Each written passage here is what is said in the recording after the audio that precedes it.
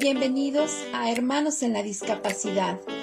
Un placer recibirte en este tu programa donde encontrarás un lugar para la reflexión en temas de discapacidad. Cierra tus ojos y respira.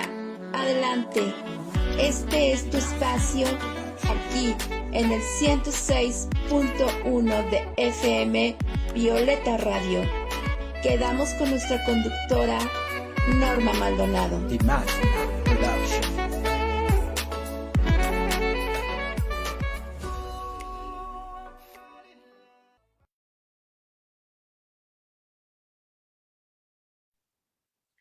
Hola, ¿qué tal? Buenas tardes. ¿Cómo estás? Te agradecemos muchísimo que nos acompañes hoy en una emisión más de nuestro programa de Hermanos en la Discapacidad, aquí por Violeta Radio.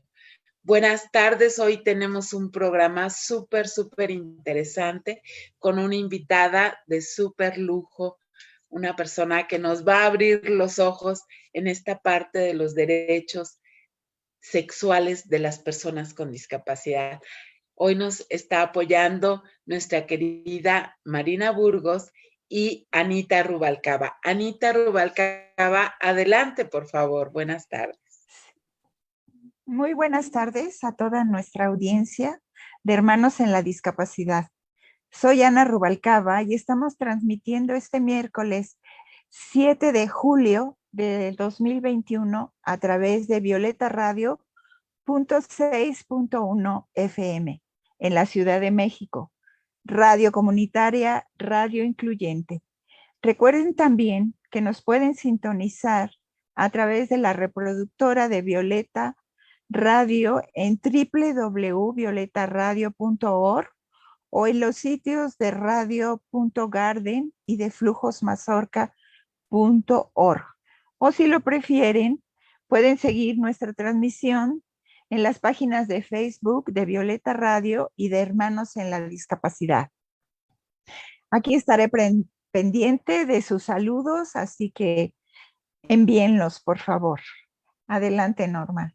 Gracias, Anita. Y buenas tardes, mi querida Marina Burgos. Adelante, Marina, si quieres saludar. Muchas gracias. Buenas tardes a toda la audiencia. Buenas tardes, Ana, Norma, licenciada Montserrat.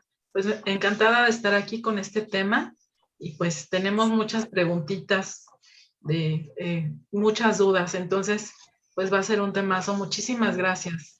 Adelante, Norma. Gracias, Marinita, muchísimas gracias. Pues bueno, les decíamos que hoy teníamos un programa pues con un tema crucial que es la sexualidad. Y este tema de la sexualidad y de los derechos de la sexualidad, porque realmente pocas personas saben que las personas con discapacidad tienen derechos sexuales y reproductivos. Pues la sexualidad sigue siendo un tema sensible. Estamos en el 2021, pero sigue siendo un tema que todavía se cuchichea, ¿no? ¿Y por qué? Porque pues trata este tema de la intimidad de las personas con discapacidad, cómo nos relacionamos, y hay muchos condicionamientos todavía socioculturales en donde hay muchísima represión, ¿no? Hablar de la salud sexual y de la salud reproductiva es muy importante, y hablarlo abiertamente, pues bueno, creo que es un regalo, ¿no? Tener este conocimiento de qué es la salud sexual y qué es la salud reproductiva de las personas con discapacidad, porque hay una larga historia de no visibilidad, de esto se tapa y no se habla. Hay un desconocimiento que, gracias a Dios y a través de la Convención Internacional de los Derechos de las Personas con Discapacidad, pues se ha visualizado mucho más y se ha dado muchísimo más conocimiento, ¿no? Y bueno, pues tener personas que se dedican a investigar y a tener este conocimiento, como la licenciada Montserrat Villegas, pues es para nosotros un regalo el día de hoy. Bienvenida, mi querida licenciada Montserrat Villegas. Te agradezco muchísimo que hayas aceptado esta invitación. Y pues bueno, para empezar, hoy te quería preguntar, bueno, perdón, yo ahí voy corriendo, ¿verdad? Porque así es la vida. Pero pues antes de hacerte la pregunta, me gustaría presentarte. Anita Rubalcaba, si quieres presentar a nuestra invitada del día de hoy, adelante, por favor. Gracias. Sí, con gusto. Está con nosotros Montserrat Estefanía Villegas, licenciada, jefa de la Unidad de Atención de Diversidad Sexual del Sistema Familiar DIF de Tlanepantla de Vaz, licenciada en Psicología por la FES Iztacala, UNAM, psicoterapeuta con perspectiva de género, con experiencia en temas de diversidad sexual y salud, y en derechos humanos, educación sexual integral, voluntaria oro por la UNAM en proyectos Unámonos por la diversidad y salud sexual. Fungió como coordinadora de promotoría, organización Cuenta Conmigo, Diversidad Sexual Incluyente AC. Gracias. Bienvenida, Montserrat. Muchísimas gracias. Y mi primera pregunta sería, ¿cuál es la importancia de hablar de la sexualidad en la discapacidad? Adelante, bienvenida, querida Montserrat. No, pues muchísimas gracias, primero que nada, por la invitación, por abrir este espacio, que es muy importante, sí, empezar a visibilizar el tema de la sexualidad, y creo que iniciar con esta poderosa pregunta de cuál es la importancia. Y antes de hablar de cuál es la importancia de hablar del tema de sexualidad en la discapacidad, justo como lo decía Norma, ¿no? Es un tema que el día de hoy es todavía tabú, ¿no? También depende del contexto en el que vivamos, la situación sociocultural y socioeconómica en la que estemos, incluso la localidad en la que vivimos, la forma en la que se habla de sexualidad, ¿no? Hasta el día de hoy sigue siendo un tema tabú, un tema del que poco se habla, y todavía se habla con mucho estigma, ¿no? Aunado que hablar entonces del tema de sexualidad en la discapacidad, pues se vuelve todavía un tabú mayor, ¿no? ¿Por qué? Porque desafortunadamente creemos que la sexualidad es algo que aparece, ¿no? Creemos que en la infancia no existe sexualidad, que la sexualidad se empieza a desarrollar a partir de la adolescencia, y entonces es ahí cuando es importante hablar de ello, ¿no? Y realmente es importante decir que no, que el día de hoy sabemos que la sexualidad es un aspecto central de la vida de los seres humanos que nos acompaña desde el momento que nacemos hasta el momento en el que morimos, ¿no? Se abarca toda nuestra vida. Y no importa ni el género, ni la condición social en la que viva. Tengo sexualidad porque nací con sexualidad y voy a morir con sexualidad. Y a veces esa reflexión es muy difícil de comprender, ¿no? Nos han enseñado que la sexualidad solo aparece en alguna etapa del desarrollo, y en personas, ¿no? Con discapacidad, pues a veces creemos que no aparece, ¿no? Que es algo que no existe. Si podemos cambiar un poco esa concepción de pensar que la sexualidad es un aspecto esencial de nuestra vida que nos acompaña, porque justamente la sexualidad tiene que ver con muchas características, no únicamente con el tema reproductivo o con el tema erótico, ¿no? Tiene que ver también con las orientaciones sexuales, con el cómo me identifico conforme a mi género, ¿no? Si me siento a gusto siendo mujer, siendo hombre, ¿no? Tiene que ver con estos roles de género que nos han enseñado, ¿no? Esto de deber ser, de ser mujer y de ser hombre, ¿qué tengo que hacer por ello? Evidentemente sí, la intimidad es un punto esencial, el erotismo, el placer, pero no únicamente en un aspecto, ¿no? Por ahí decían el tema de la salud sexual, lo importante que es, ¿no? Y la salud sexual no únicamente se enfoca a la reproducción, ¿no? Eso es importante el día de hoy poder compartir, que cuando hablamos de sexualidad no únicamente hablamos de reproducción, ¿no? Sí es un aspecto es esencial, pero no es el único aspecto importante, ¿no? Me gusta decir que hay que empezar a desgenitalizar la sexualidad, ¿no? La sexualidad no únicamente está ligada a los genitales, sino que tiene que ver con otros aspectos importantes, como lo es las emociones, ¿no? Los sentimientos, que tengo en relación a justamente mi sexualidad, ¿no? A esta situación de las orientaciones sexuales, las identidades de género, el cómo vivo mis roles, incluso el decidir o no decidir tener hijos, y todo eso se expresa a través de nuestra vida diaria. Todo el tiempo estamos expresando nuestra sexualidad, no es algo que únicamente haya en un momento de una práctica sexual, ¿no? Todo el tiempo, al hablar del cómo nos gusta que nos llamen, ¿no? Al ponernos cierta ropa que sabemos que caracteriza de lo femenino y lo masculino, eso también es hablar de sexualidad, ¿no? De no solo hablar del cuidado de lo corporal, sino también del cómo me siento con relación al ser mujer, al ser hombre, cómo me vivo con relación a eso. También tiene que ver el hecho de poder ampliar justamente nuestra mirada y podernos poner esos lentes que nos hagan mirar el mundo diferente. Podemos aprender a no solo disfrutar de una mejor manera nuestra sexualidad, sino a generar esta importancia radical, ¿no? Que es tan importante conocer algo que me va a acompañar toda mi vida y que a veces es una de las cosas que menos conozco. Sí, Monse, qué importante que ahorita que estabas comentando esa parte de los condicionamientos, ¿no? O sea, las niñas rositas, los niños azul, y como que vamos haciendo el espacio para cada uno, y cuando se sale de este encasillamiento, pues ya hay discriminación, ¿no? Y otra de las cosas, hablando de la sexualidad en la discapacidad, Montserrat Villegas nos dio una plática hermosísima sobre sexualidad a hermanos en la discapacidad, y en esa ocasión platicábamos que las personas con discapacidad, generalmente la sociedad les quita el sexo, ¿no? Las personas son asexuadas, ¿no? O son como que nos infantilizan, ¿no? La niña empieza a crecer con discapacidad, tiene 25, 30 años, y la chiquita, la niñita, ¿no?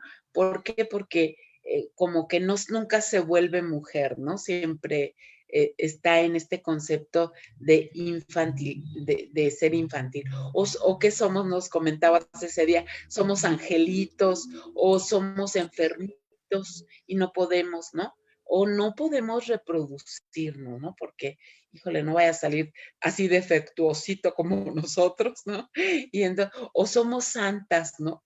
Esta santificación también de repente o no va a poder, pues ¿cómo la vas a poner a tener hijos si no va a poder? Y aquí vendría una parte que estábamos comentando ahorita con Marina, con Anita Rubalcaba también, esta parte de los derechos de las personas con discapacidad a reproducirse, ¿no?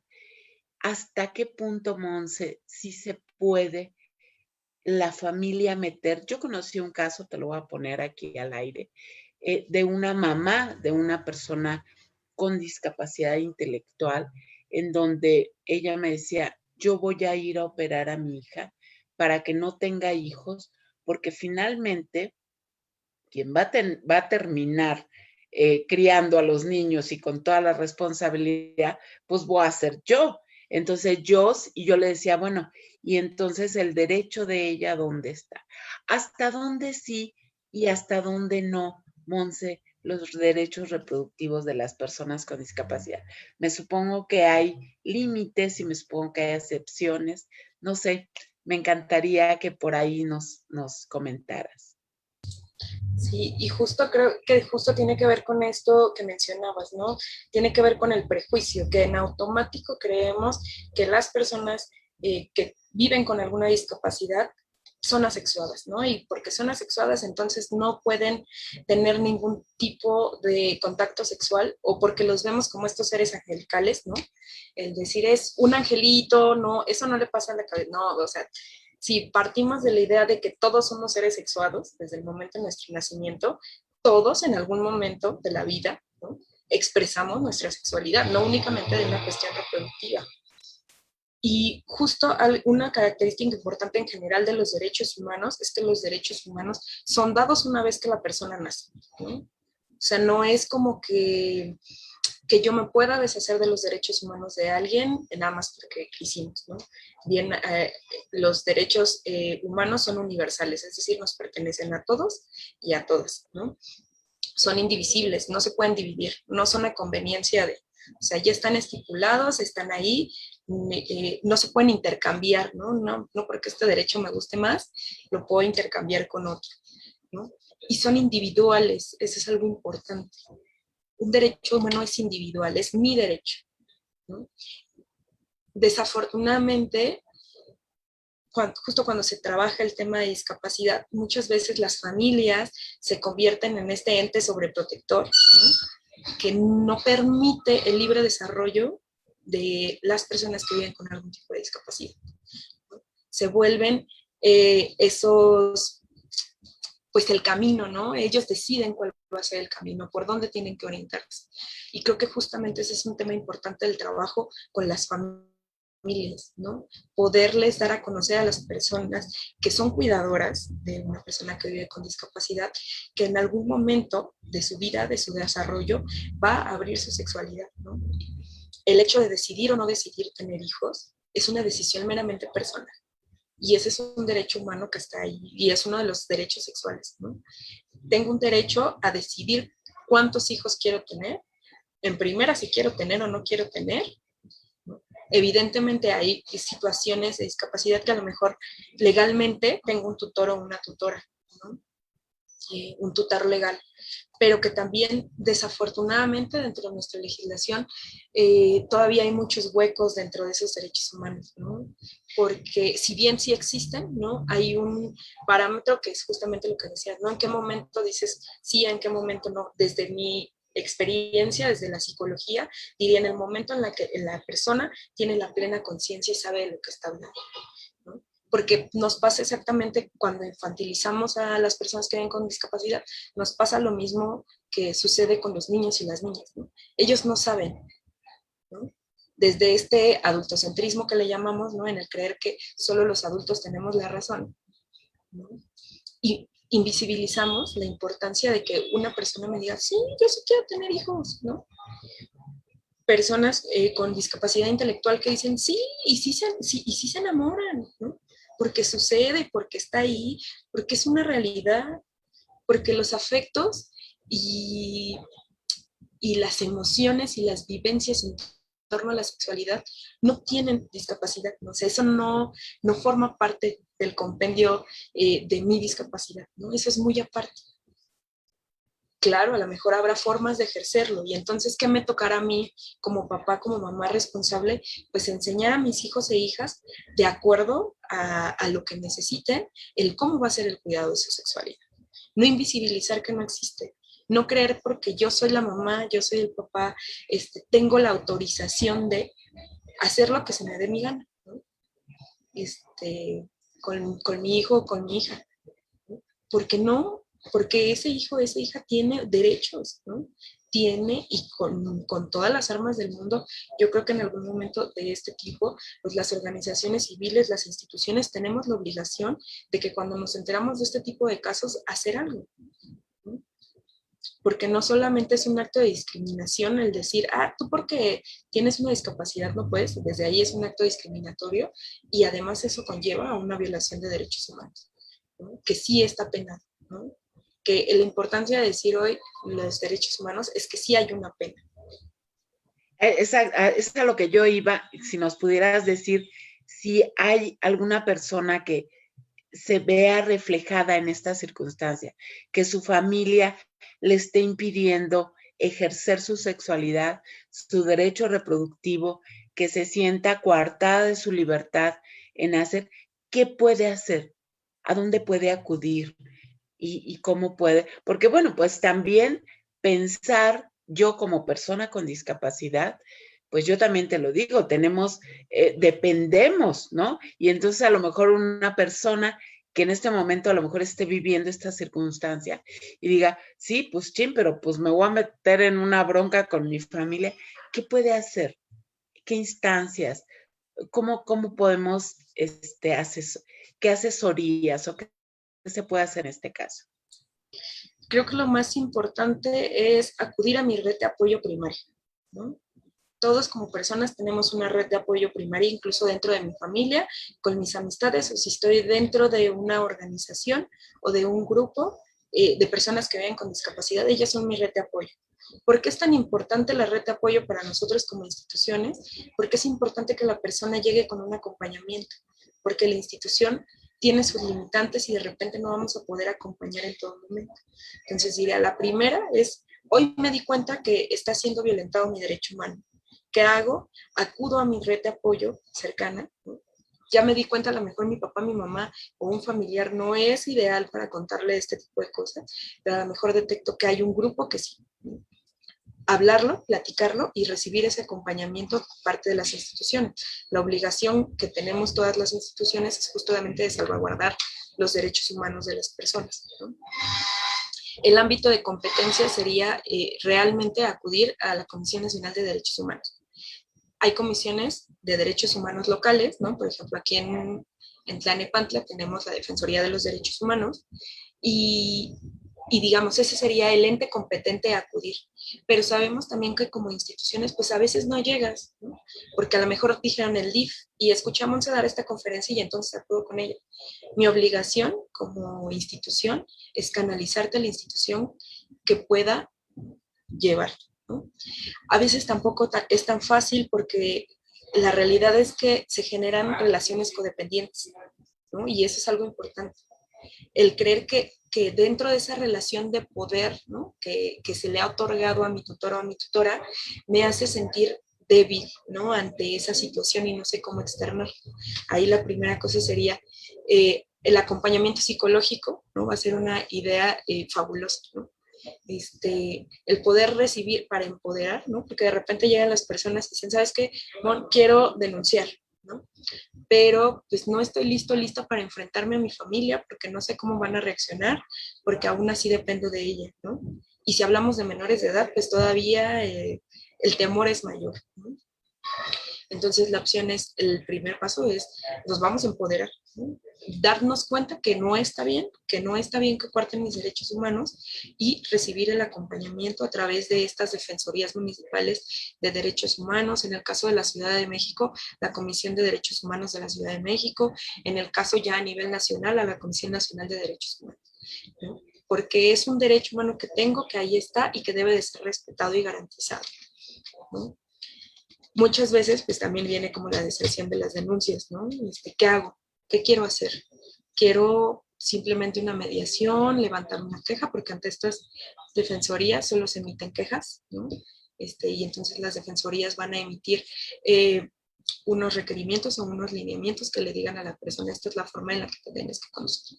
O si lo quiero hacer de manera penal, ¿no? También puede ser el punto, pero también sobre todo creo que la primera cosa es tener confianza en mí mismo y en mí misma para poder llevar todo ese proceso, porque efectivamente no es un proceso fácil de realizar, porque justo no todas las instituciones están aptas para recibir casos así, pero la importancia es poderme acercar a un primer filtro, ¿no?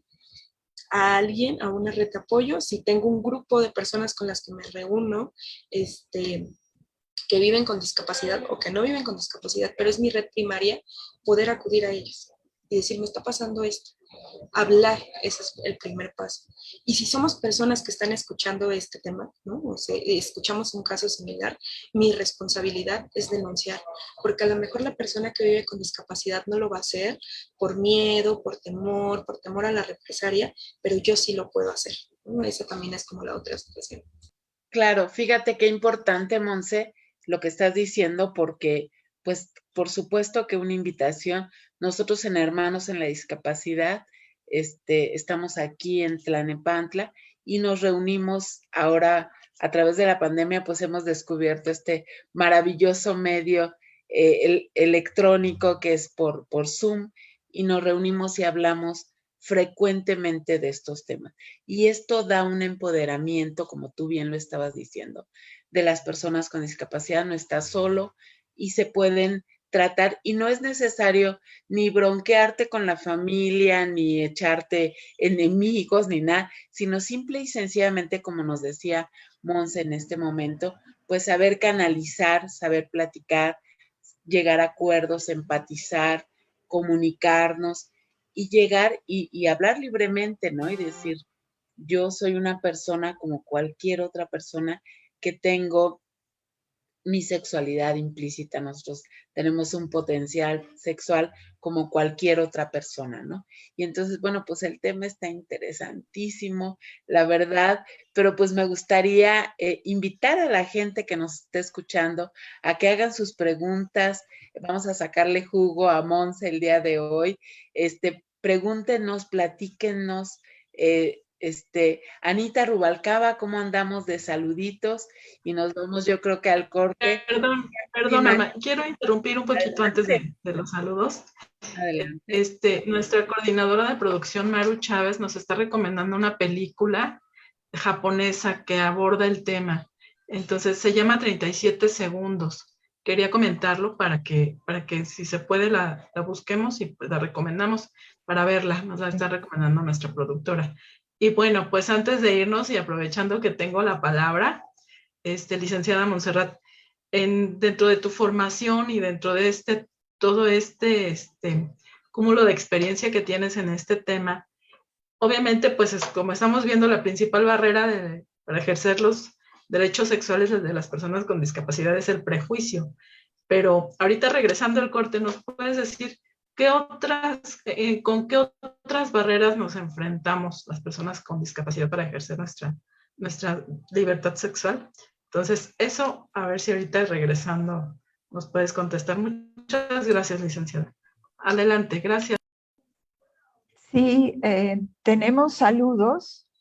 Gumercinda Ontiveros. Saludos, Normita, Marina e invitada. Coco Miranda.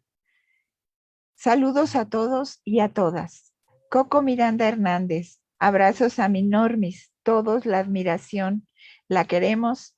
Es un ejemplo para toda la familia. Sandra Alejandra Moreno. Excelente tema. Me parece muy importante definir los derechos de las personas con discapacidad, quienes sí pueden ejercer sus derechos, ya que la discapacidad en algunos casos limita la libre decisión. Me evoca la película de Las Sesiones. También Sandy nos recomienda otra película. Ignacio FB, saludos, gran tema. Violeta Radio también, bueno, nos está escuchando. Diego Lesser, muy interesante. Saludos a todos. Coco Miranda Hernández, muy interesante. Esther Gordon, creando conciencia esencial. Tina Rico, saludos a ustedes. Saludos, Tina. Buenas tardes a todas las personas que están en el panel. Saludos y gracias por compartir tan buen tema. Gabriel Nieves nos está viendo, Gadit Méndez, saludos cordiales a todas las panelistas, doctora Norma Marina y a nuestra invitada. David San, saludos a mi linda tía Norma y de su hermana María Elena, te queremos, muy interesante programa. César Espinosa, felicidades por el programa y por el tema.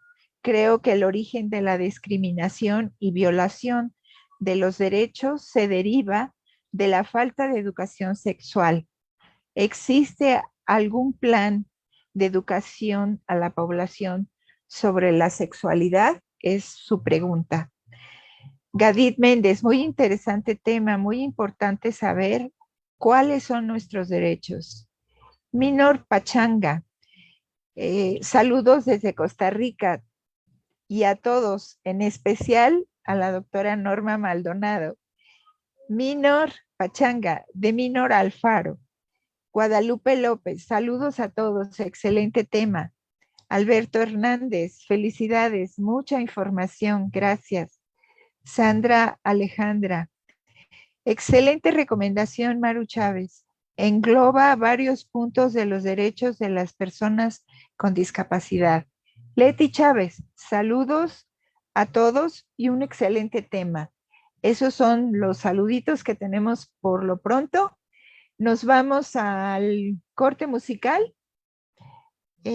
Hoy tenemos al dúo Monía en interpretan quiero ser.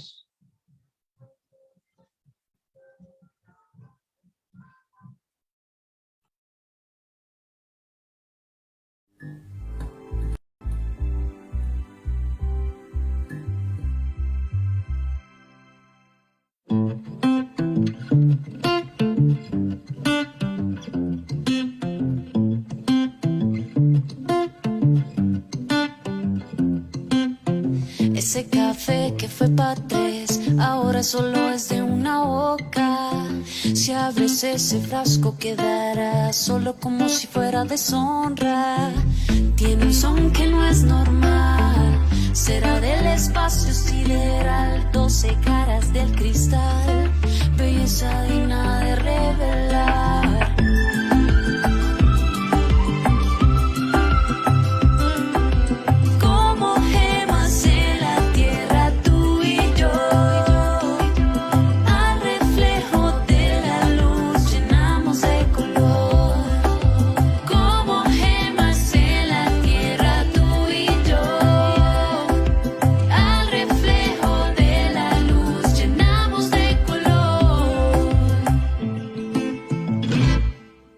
El tiempo pasa y parece que todo es igual, pero hay familia que sana la herida, así encuentro mi lugar.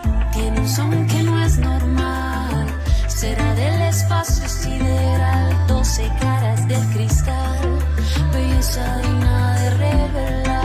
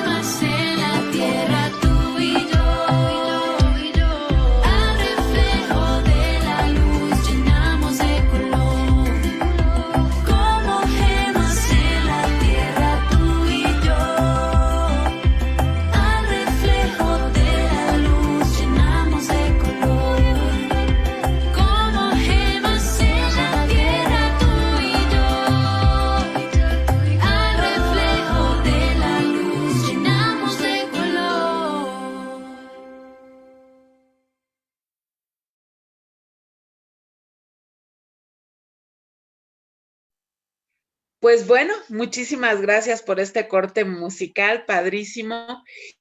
Y pues seguimos aquí con este tema tan interesante. Y ahorita comentábamos con Montserrat algunos aspectos, pero pues se quedó al aire una pregunta, Marina, me encantaría retomarla. Adelante, Marina. Gracias. Sí, licenciada Montserrat, te preguntaba, y bueno, en esta formación que has tenido y la experiencia que tienes sobre este tema, la principal barrera es el prejuicio, como ya escuchamos, ¿no? Pero ¿con cuáles más barreras nos enfrentamos las personas con discapacidad para ejercer la sexualidad? En tu experiencia, ¿cuáles son? Pues creo que sí son bastantes. Por ahí, justo escuchando los comentarios, una de las más importantes es la falta de educación sexual integral, ¿no? El hecho de que realmente no tengamos las personas una educación sexual integral contribuye muchísimo a la formación de prejuicios, a la formación de estigmas y a seguir perpetuando que las personas en general no vivimos con sexualidad hasta cierta temporalidad.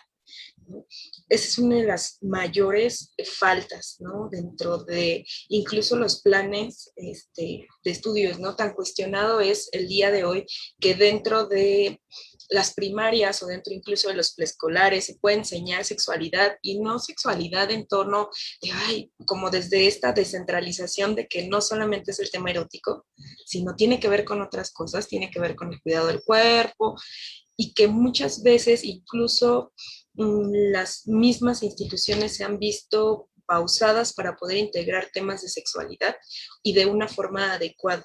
¿no? Otra de las cosas importantes es la falta de implementación de planes, ¿no? Por ahí preguntaban que si había un plan justamente de sexualidad integral. La falta de que exista un plan nacional específico de cómo se debe abordar la sexualidad en el tema de discapacidad es fundamental, ¿no? Porque entonces, ¿con qué herramientas se enfrentan las familias, ¿no? O con qué herramientas pueden enfrentar estas situaciones las familias, las propias personas que viven con discapacidad, las personas que acompañan, ¿no? Los procesos. Es muy difícil porque no existe un plan. De hecho, incluso recuerdo muy bien cuando yo estudiaba en la universidad, estudiábamos temas que tenían que ver con discapacidad y el material más reciente era material de otros países, material de España, en el que hay un nivel completamente distinto de conocimiento. Recuerdo muy bien que España, por ejemplo, era uno de los países que más se involucraba en el tema y que incluso lanzaba muchísimos spots publicitarios, que son la mayoría de los que podemos encontrar en internet cuando buscamos así literal sexualidad y discapacidad. Generalmente van a ser spots de ese país, en el cual se lanzaban campañas publicitarias con personas que vivían con síndrome de Down y que además hablaban justo como del tema de sexualidad, del tema de diversidad sexual.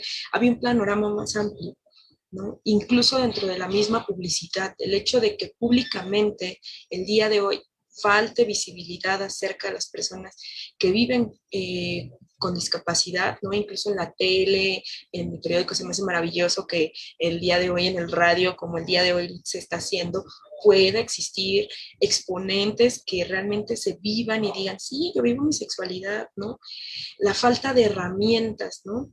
Justo preparando la capacitación, cuando hablamos con hermanos, ¿no? Y te platicábamos ahí, descubrí, ¿no? Que existe el Silla Sutra, o sea, yo creo que jamás en la vida nadie ha encontrado que existe, pues existe, búsquenlo ahí, googleenlo, y es importante empezar a visibilizar que existe, ¿no? También nos corresponde a nosotros como instituciones no quedarnos solo en lo que les corresponde, ¿no? Porque para mi institución sería muy fácil de, pues yo solo hablo de diversidad sexual, ¿no? O sea, sí, pero para mí implica una responsabilidad social con todas las personas, ¿no?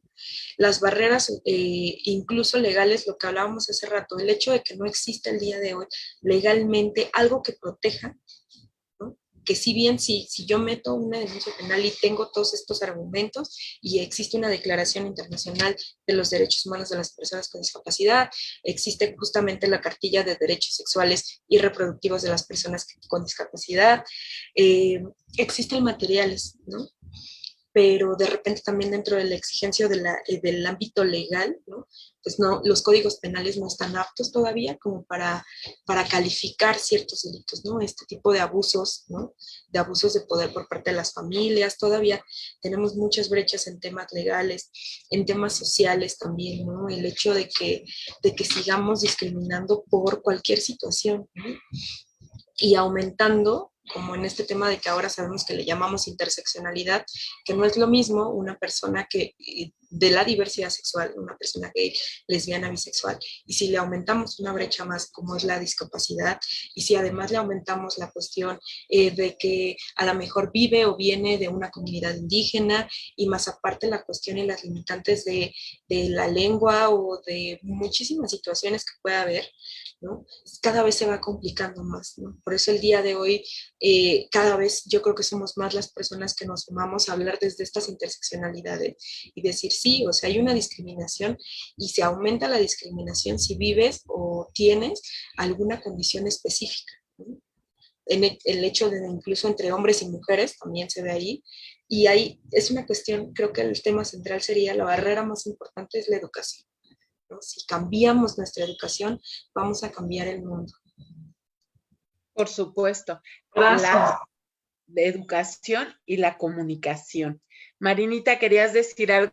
Bueno, yo antes de que entre Marina les quiero decir que les vamos a prometer hacer un programa del Silla Sutra, porque por supuesto que existe y está muy divertido y bueno, pues vamos a abrir estas posibilidades, y también me gustaría, después de Marina, ver esta parte de la familia, el rol de la familia tan denso que puede llegar a ser tan codependiente, con tantas dependencias y con tantos apegos. Marinita, le querías preguntar algo, adelante. Quería comentarle, pues mira, te pregunto de una de las barreras y creo que es importante recordar y mencionar. Pues una de nuestras barreras principales, por ejemplo, es nuestra visita al ginecólogo, ¿no? Nuestro cuidado del cuerpo.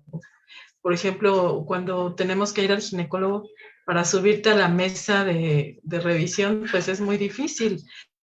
Y hay veces que me comentaba la ginecóloga, dice, hay personas que no vienen al ginecólogo jamás en la vida por la imposibilidad de subirse a la mesa. Entonces, esa es una de las principales barreras que tenemos. Y en cuanto a lo legal, pues las personas con discapacidad, con discapacidad intelectual, siempre tienen un tutor, ¿no? Que se lleva un juicio de interdicción y se nombra tutor o tutriz. Y pues ellos tienen que decidir, ellos deciden. Finalmente, aunque las personas quieran ejercer sus derechos, pues legalmente el tutor es el que decide. Entonces, pues sí quería comentar esto en materia legal. Así es. Y bueno, gracias. Son unos comentarios que no me quería quedar con ellos. Gracias.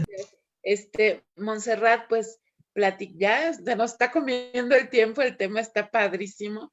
Pues sí, tantas barreras. Ahorita, adelantándome, Anita, un comentario que se me hace como súper importante. Dice Sandra que realmente no estamos tan visualizados porque no hay moteles adaptados para personas con discapacidad.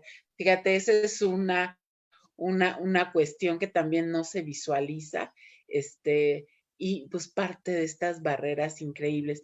Y otras barreras puede ser nuestra propia familia, ¿no, Monse? A mí me gusta muchísimo tratar el tema de la familia porque es el núcleo, es el desarrollo, es donde nosotras las personas con discapacidad pues estamos todo el día y de repente la barrera principal puede ser la mamá. Yo te comentaba rápidamente que yo me he encontrado a través de mi experiencia durante años y años del trabajo con la familia y con las personas con discapacidad, que de repente la barrera más grande puede ser la mamá.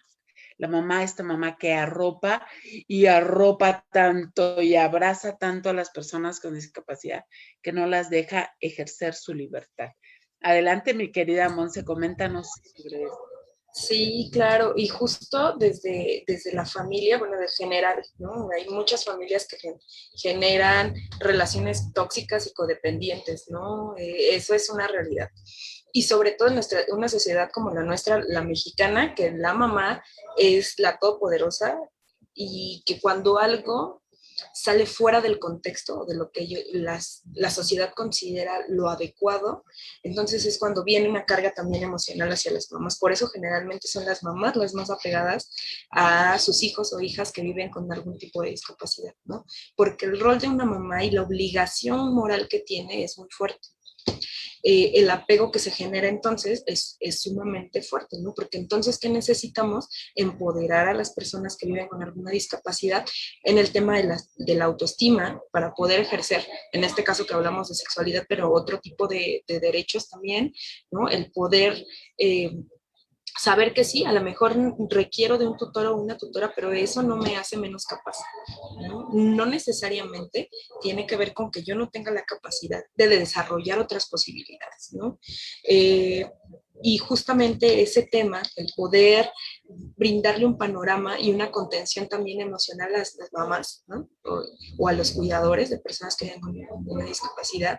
Digo, me parece maravilloso que haya grupos de apoyo y de acompañamiento para personas con discapacidad, pero también debe de existir uno para mamás y familiares, ¿no? Porque es necesario no generar estas dependencias, es necesario no generar que mi hijo o mi hija se vuelva el aspecto central de mi vida, porque entonces voy a querer vivir mi vida a través de lo que esa persona vive, ¿no? O querer limitar de acuerdo a lo que yo considero bueno, o de acuerdo a lo que yo considero que está bien. Entonces, sí es muy importante, si el día de hoy una mamá o un papá o un cuidador nos está escuchando, ¿no? El decir, no está mal, o sea, tampoco no se nos traumen, ¿no? Tampoco estamos diciendo que su trabajo está mal, simplemente que hay que analizar muchísimo más el cómo vivimos esas relaciones. Si el día de hoy yo también reconozco que como familiar estoy siendo sobreprotector, entonces genero cosas distintas, ¿no? Genero una independencia, porque lo más importante, más allá de cuidar, que es un aspecto importante, es generar independencia, que las personas que viven con algún tipo de discapacidad puedan ser independientes, ¿no? Efectivamente, bien lo decimos hace rato, no en todos los tipos de discapacidad es posible, ¿no? Porque justo con los tutores, pues tengo un tutor legal, ¿no? Que es quien vela de alguna u otra manera por mis derechos, pero sabemos que el día de hoy la realidad es que a veces los tutores no velan, ¿no? No velan por el interés de la persona, velan por sus propios intereses, ¿no? Y si hablamos de relaciones codependientes, pues ahí tienen desafortunadamente el poder absoluto para decidir, ¿no? Sobre la vida de otra persona, ¿no? Y creo que justamente eso es importante, empezar a desagregar justamente esas dependencias, empezar, evidentemente no es que de aquí a mañana ya sucede, no es todo un proceso, es poco a poco, es paulatino, no se estresen, ¿no? Pero sí intentarlo, ¿no? Intentar cada vez decir, bueno, de qué estoy carente, que tengo que hacer una dependencia con mi hijo o con mi hija para poder solucionar, porque quiero vivir a través de la vida de mis hijos, ¿no? Creo que ese sería un punto a reflexionar. Sí, claro, dejar como en esta también libertad. A mí me ha tocado mucho hablar de repente con mamás que tienen hijos con discapacidad motriz y hablando de sexualidad, le dicen, no, mi hijo no piensa en eso. Mi hijo está en... No, y al hijo se le van los ojos, pero por todos lados, ¿no? Pues es la normalidad, ya es un adolescente, ya está entrando en otra etapa y la mamá generalmente, ¿no? Lo toma y lo agarra para protegerlo y realmente lo que está coartando, lo que estás diciendo, Monse, pues es su libertad, ¿no? Pues por supuesto que hay derechos que los nombra, lo repetimos, la Convención Internacional de los Derechos para las Personas con Discapacidad, en donde nos dice que tenemos que ejercer nuestra sexualidad con toda la libertad, sin violencia, respetando las orientaciones sexuales, la identidad de género, que no exista discriminación, etcétera, etcétera, etcétera. Pues antes de despedirnos contigo, Monse, que bueno, ha sido una maravilla. ¿Tenemos algún otro saludito? Anita, yo no quiero que nadie se nos pase el día de hoy. Adelante, Anita. Sí, tenemos más saludos. Ignacio FB, un aplauso muy especial a todos los que apoyan a GEL. Sandra Alejandra Moreno, no hay muchos moteles adaptados, signo de que no somos visibles sexualmente las personas con discapacidad. Lo que ya.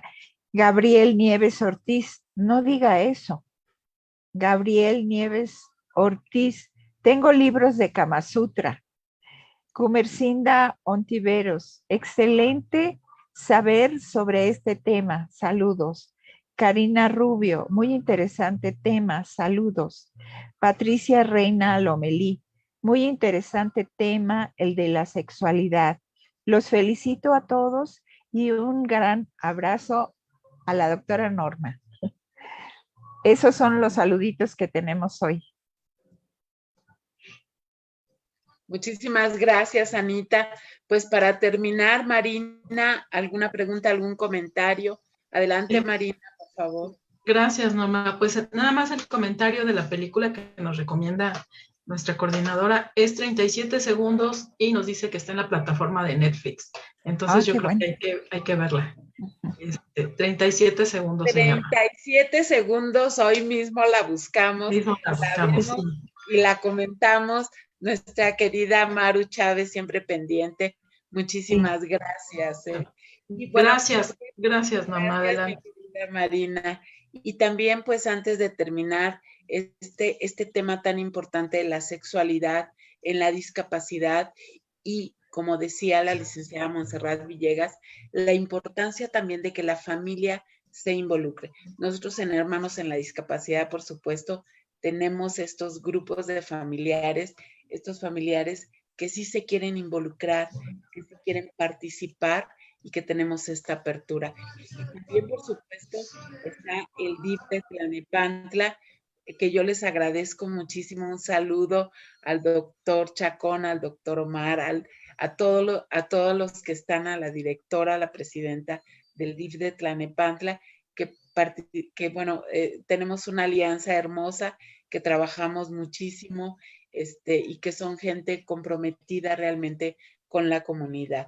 Para terminar, Monse, ¿cómo quieres concluir este programa? Adelante, Monse. Pues me gustaría comentar que más allá de las barreras, el día de hoy tenemos la oportunidad de cambiarlas, ¿no? Desde mi núcleo familiar, desde mi contexto, puedo cambiar a través de la educación. No necesito ser experta o experto en sexualidad para poder reconocer que todas las personas vivimos y tenemos sexualidad, que justamente estas herramientas que ya se tienen, ¿no? Como las cartillas de derechos sexuales, como las convenciones internacionales y los tratados, son una herramienta que tengo para poderlas exponer. Nada más comentarles que justamente esa cartilla de derechos sexuales y reproductivos de las personas que viven con discapacidad la pueden encontrar en internet, y además, aparte de ello, tienen una cartilla que es el fundamento legal de cada uno de los artículos, que se me hace algo muy importante, ¿no? Porque a través de ello se fundamenta por qué es importante, y el reconocer, ¿no? Que desafortunadamente sí, somos una sociedad apegada, ¿no? En general tenemos apegos, pero que el día de hoy podemos hacer cosas distintas, y ese hacer cosas diferentes me corresponde a mí, ¿no? Si el día de hoy estoy aquí, si estoy escuchando esto, el poderme llevar eso, el poderme cuestionar el día de hoy, yo les invito a todas y a todos los que nos escuchan, cuestionémonos cómo vivimos el día de hoy nuestra sexualidad.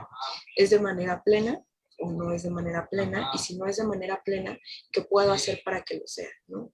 Puede ser a través del acompañamiento de las instituciones, de las organizaciones, que pueda vivir mi sexualidad de una manera satisfactoria, plena y disfrutable, ¿no? Esto no se trata de sufrirla, se trata de disfrutarla, y si bien decían ahí, no hay un motel, pues vamos a generar uno, ¿no? hay que exigirle a esas instituciones. Eso también es muy importante. Si no hablamos y si no empezamos a exigir nuestros derechos, las instituciones, las poblaciones no van a cambiar, ¿no? El hecho de que yo pueda exigir a mi seguridad social, sabes que no estás siendo incluyente, ¿no? Aunque te jactes de incluyente, te faltan estas y estas otras cosas, también es importante empezar a exigirlo. Creo que con eso cerraría. Agradecerles muchísimo este espacio. Muchísimas, muchísimas gracias, Montserrat. Un placer y un privilegio escucharte, y de verdad que, bueno, pues nos abriste todo un universo en esta parte de la sexualidad. Te agradecemos. Excelente, muchísimas gracias. Anita Rubalcaba, nos vamos, nos despedimos, sí. Saluditos. Adelante. Sí, pues ya nada más nos queda despedirnos de este programa y agradecer a las personas que nos acompañaron en las páginas de Violeta Radio, de Hermanos en la Discapacidad, y agradecemos como siempre a nuestra querida Gloria, a Maru Chávez, nuestra coordinadora, a Violeta Radio, y a Ceci Figueroa, con mucho cariño, nuestra productora. También saludamos a David Lascari, a David Lascari. Okay. Le gustó el programa, entonces le enviamos saludos. Saludos, saludos, David. Bueno, soy Ana Rubalcaba, y no se olviden que los esperamos el próximo miércoles con otro excelente programa. Gracias, seguro. Anita. Les agradezco muchísimo a todos. Montserrat Villegas, gracias. Marina Burgos, Anita Rubalcaba, nuestra productora Ceci. Y le mando un saludo muy especial a Héctor García de Farmachem, que nos está apoyando en Hermanos en la Discapacidad. Muchísimas gracias. No se pierdan. El próximo programa va a estar padrísimo, no se lo pueden perder. Muchísimas gracias a todos. Nos vemos el próximo miércoles. Hasta luego, gracias, bye.